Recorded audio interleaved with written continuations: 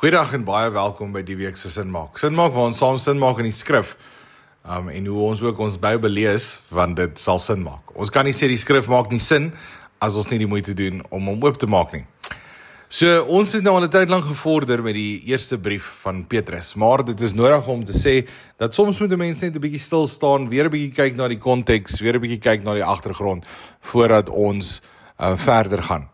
Nou, vandag gaan ons net so oomblik stil staan by spesifiek die skrywer, die doel, die tydperk waarin dit is, aan wie die brief geskryf is, ensovoorts.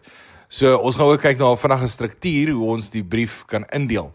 So, die brief het net 5 hoofstukke, en in dit sien ons 'n magdom teologiese dinge wat Petrus ook uitlig. Nou, Petrus is ook een van die skrywers in die Nuwe Testament, soos ons weet, saam met Paulus en 'n paar ander skrywers.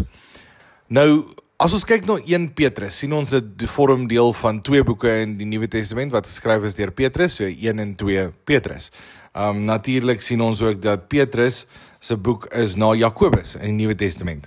Nou moet ons ook in gedagte hou, dit beteken nie, dit is in die volgorde waar dit geskryf is nie, maar Petrus is wel in die kerklike geskiedenis opgeneem na Jakobus in die Nuwe Testament. So wanneer ons kyk na die skrywer van die boek, sien ons dat die skrywer sommer dadelik in hoofstuk 1 vers 1 tot 3 duidelik vir ons word, en ons sien daar sal staan geskrywe van Petrus, 'n apostel van Jesus Christus, aan die uitverkorenes van God. So eerstens sien ons tradisioneel dat die skrywer is die apostel Petrus, en hy was een van die 12 apostels van Christus.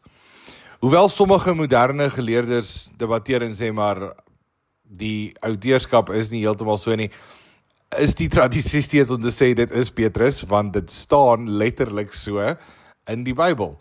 En ons kan ook met volle sekerheid sê dit is so, omdat dit die skrif gesagvol is. En ons sê dat die skrif is 'n geïnspireerde woord van God. Die Heilige Gees het die skrywers gelei om die woorde te skryf, en uiteindelik dan dit beskikbaar te stel vir die mensdom en die geskiedenis, sodat ons daaruit kan leer van ons saligheid, wie God is, en sodat ons geloof ook vir ons sin maak. Nou, hoekom het Petrus hierdie brief geskryf? Petrus het die brief geskryf om Christene te bemoedig en te versterk in hulle geloof, veral te midde van die vervolging wat daar was en die lyding wat daar was. En Petrus roep hulle ook op om heilig te lewe en standvastig te bly, aangesien hulle 'n nuwe identiteit het as uitverkore volk van God. En ons sien dit ook weer in hoofstuk 1 vers 2, waar hy dan sê, aan die uitverkorenes van God, vreemdelinge in die wêreld. So dit is geskryf aan die uitverkore kinders van God. En omdat hulle uitverkore kinders van God is, en in 'n samelewing wat waarskynlik glad nie heilig is nie lewe, sê hy ook dan nou, julle is vreemdelinge hier. So, Paulus, of althans Petrus, het dan nou hierdie brief geskryf om hulle te bemoedig en te versterk, en die boodskap deur die hoofstukke, sien ons ook dat hulle ly, die mense ly regtig waar. So, en hy wil hulle bemoedig en vertroos ook, dat hulle deel is van God se groter plan, en die ewige belofte wat God wel vir hulle gee. Nou, hierdie brief van Petrus word geskryf en kan geskat word om geskryf te wees rondom 60 tot 64 na Christus. Dit was ongeveer die tyd waarin Christene gereeld vervolging beleef het en ook enorme sosiale druk ervaar het, wat die boodskap van hoop en dan die volharding in geloof net nog meer relevant maak. Nou, ons moet in gedagte hou dat die belangrikste teks om te gebruik is die konteks, en dit gee vir ons dan inligting oor hoekom sekere dinge gesê is. En daarom, as ons dink na die vervolging wat daar plaasgevind het, dan weet ons, okay, dit is in hierdie tyd van die geskiedenis, Christene het gelei, en Christene het nodig gehad om bemoedig te word. So, dit is hoekom Petrus dan nou hierdie boek ook vir hulle geskryf het. Wanneer ons, of hierdie brief, nie die boek nie, ons ken dit as 'n boek, hulle ken dit as 'n brief. So dis, omstreeks so 60 tot 65 na Christus. Nou, die geadresseerdes, wie is die mense waarvoor hierdie brief geskryf is? Natuurlik die uitverkore kinders van God, maar ons sien spesifiek wat verspreid woon in die provinsie Pontus, Galasië, Kappadosie, Asië en Bithynia. Ons sien dit ook daar in vers 1.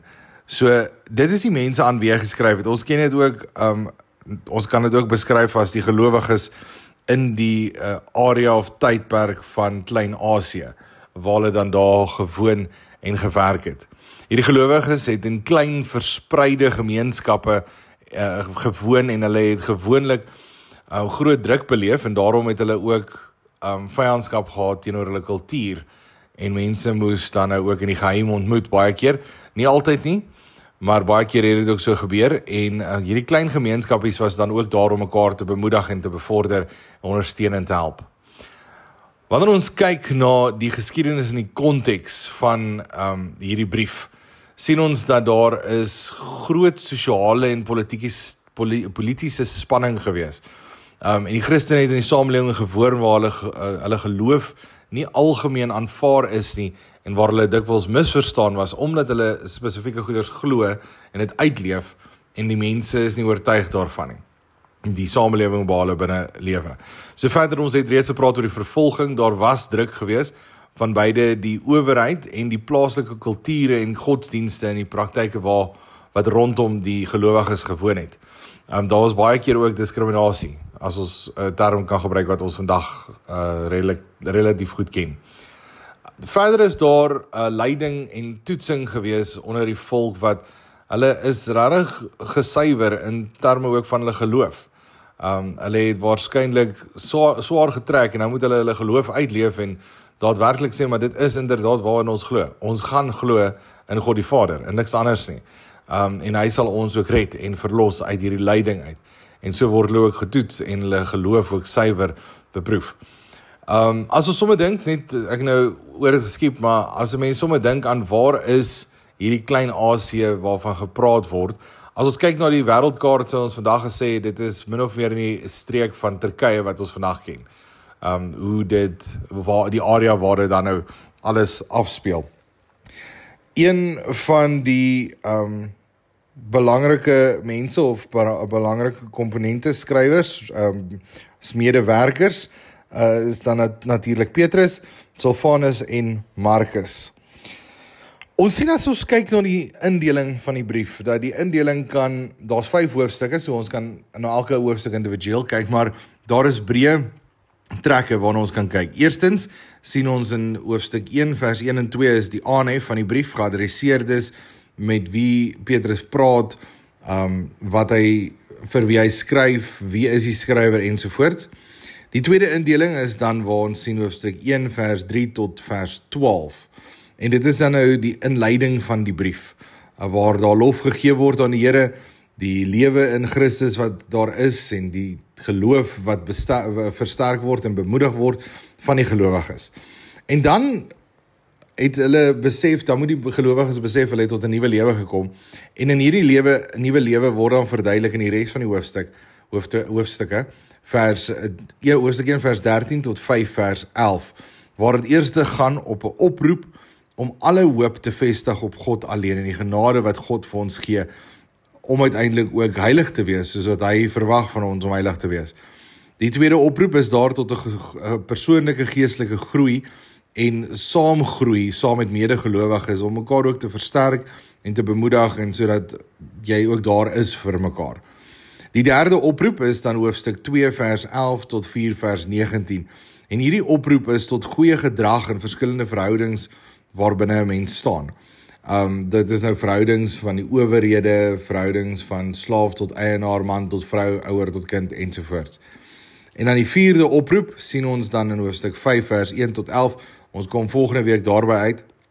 Die oproep tot die korrekte gedrag binne die kerk. En daai is 'n belangrike punt, veral vandag, aangesien almal baie keer nog steeds doen net wat goed en reg in laie oë is.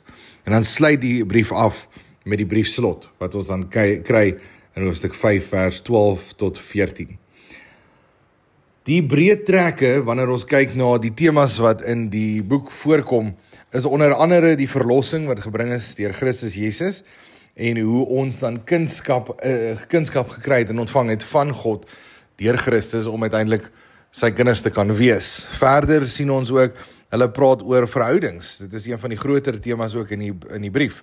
En dan uiteindelik ook die oordeel wat die dag wat uiteindelik sal kom, wanneer daar oordeel ook is vir die wat nie luister en in die wil van God lewe nie. In 'n neutedop is dit die konteks, die agtergrond, wie geskryf word, wie skryf, aan wie word geskryf en die plekke waar geskryf word. En dit dra dan by om uiteindelik vir ons meer die boek te laat sin maak, om uiteindelik die wil van die Here te verstaan. So tot volgende week waar ons dan nou verder kyk in 1 Petrus. Mag dit goed gaan.